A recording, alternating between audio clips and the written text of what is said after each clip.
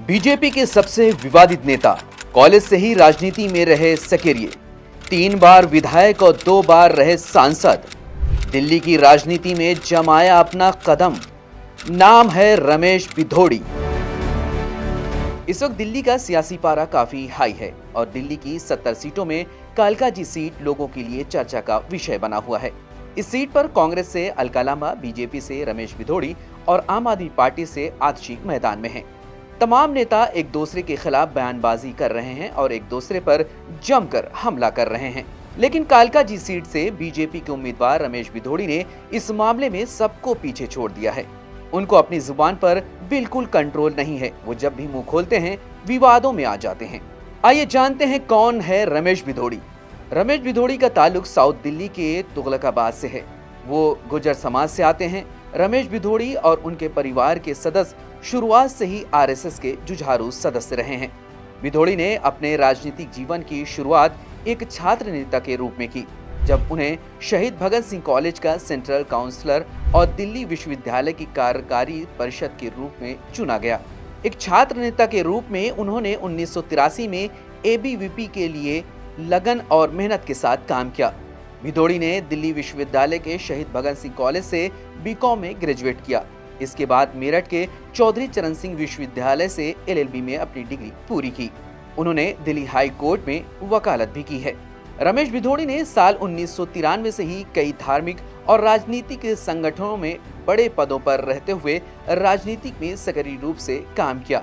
उन्होंने साल 1996 में महरौली जिला के जिला महासचिव के रूप में काम किया। वो साल 1997 से 2003 तक भाजपा के महरौली जिला अध्यक्ष भी रहे।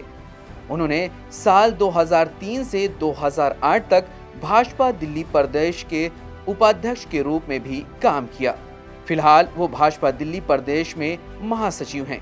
बता दें कि वो 2003 में पहली बार तुगलकाबाद से बीजेपी के टिकट पर विधायक चुने गए। 2008 में तुगलकाबाद कॉन्स्टिट्यूंसी को 2 भागों में विभाजित कर दिया गया और ओखला नई विधानसभा बनी। ओखला की जनता ने रमेश भिधोड़ी को अपना विधायक चुना।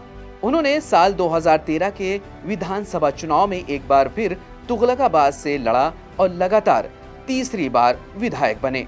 भाजपा ने उन्हें साल 2014 के लोकसभा चुनाव में साउथ दिल्ली कॉन्स्टिट्यूंसी से अपना उम्मीदवार बनाया और वो पहली बार सांसद बने। इसके बाद साल 2019 के चुनाव में उन्होंने साउथ दिल्ली की सीट बरकरार रखी।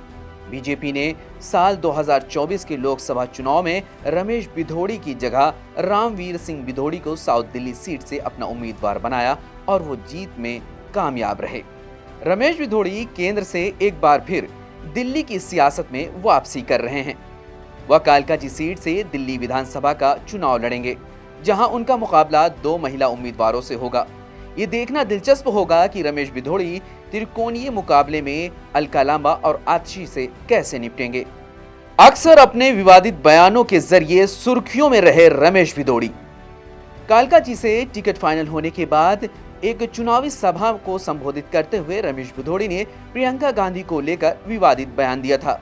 सुनिए उन्होंने क्या कहा था। अंदर वाली सारी की सारी सड़कें प्रियंका गांधी के गाल जैसे जरूर बना देंगे। इसी के 24 घंटे बाद ही उन्होंने एक और चुनावी सभा को संबोधित करते हुए दिल्ली की मुख्यमंत्री और कालकाजी से आपकी उम्मीदवार आतिशी के सरनेम को लेकर टिप्पणी की थी, जिसके बाद वो विवादों में घिर गए थे। रमेश भिधोड़ी ने एक रैली के दौरान कहा कि ये मरलेना अब सिंह बन गई है। मरलेना ने बाप बदल लिया है। पहले वो मरलेना थी, अब वो सिंह बन गई है। हालांकि काफी आलोचना के बाद भिधोड़ी ने अपने विवादित बयानों के लिए अफसोस जताया था। नहीं मिलता है।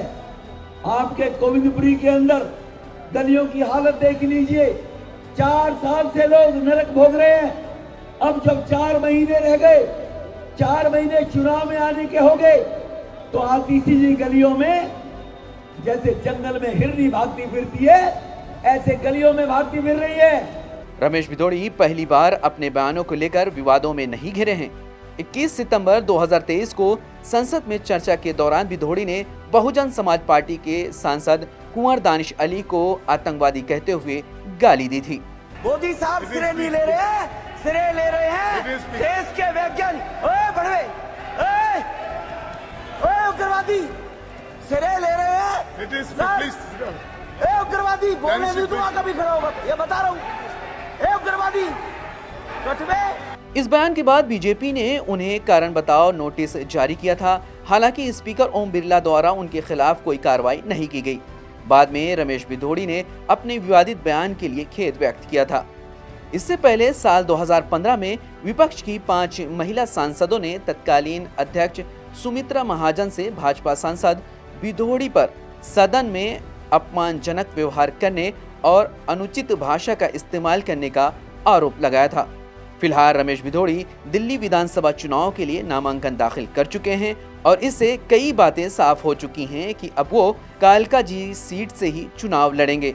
और अब ये भी मान लेना चाहिए कि बीजेपी को रमेश भिदोड़ी के विवादित बयानों से कोई दिक्कत नहीं है और ये भी साफ हो गया है कि बीजेपी की तरफ से किसी तरह की मनाही न होने से रमेश भिदोड़ी का हौसला और बढ़ गया है। क्या रमेश भिदोड़ी के बयानों से बीजेपी को कोई फायदा मिलने वाला है? आप क्या सोचते हैं? कमेंट करके हमें जरूर बताएं।